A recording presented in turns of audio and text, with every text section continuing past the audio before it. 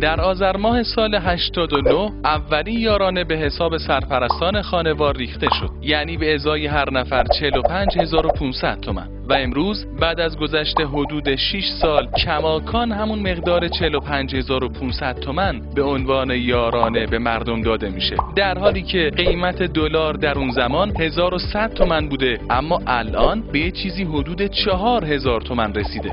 حالا این سوال مطرحه که 45500 تومان در زمان دلار 1100 تومانی آیا ارزشش با 45500 تومان در زمان دلار 4000 تومانی یکیه؟ واضح‌ترش اینه که مقدار یارانه مردم در سال 89 معادل 41 دلار و 36 سنت بوده، یعنی همون 45500 تومان.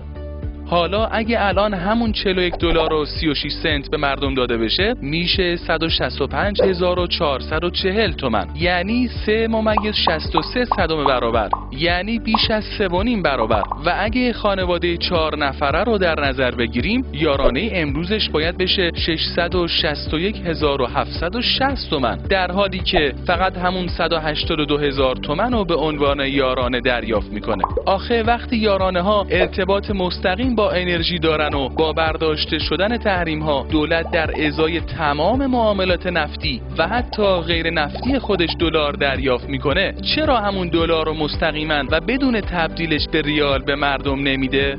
با این توضیحاتی که داده شد فکر نمی کنم هیچ کس بدش بیاد که از این به بعد یارانه‌شو بر اساس دلار بگیره. اینجوری زحمت تبدیل دلار به ریال هم از دوش دولت برداشته میشه. نظر شما چیه؟